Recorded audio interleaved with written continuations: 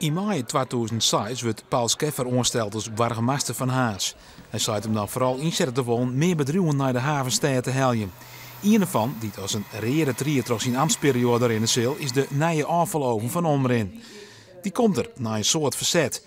Maar zorgt het na de verkiezings ook voor een versnipperde gemeenterie. Maar partijen die maar gouders in de jaren vleenen. Wethouder Jan de Boer staat vrienden zelfs daarom op. Hij wil net langer werkje in de sfeer van achterdocht en wantrouwen. De bestuurscrisis bloedt ook burgemeester Scheffer net in de koude kleren zitten. Hij kondigt in september aan net voor een tweede termijn te gaan in Haas. En dan is de Joert Scheffer zijn afskiet. Vanwege zonnesklachten 5 maanden eerder als pland. Maar zelfs een afskietswoord van de skiën burgemeester.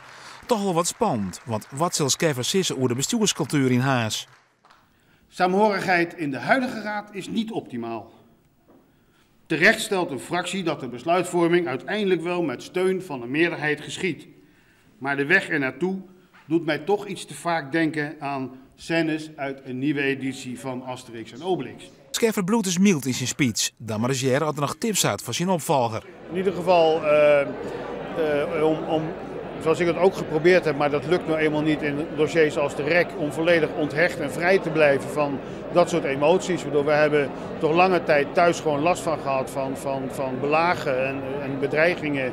En gewoon het feit dat je in de stad door een aantal mensen gewoon onhebbelijk werd behandeld.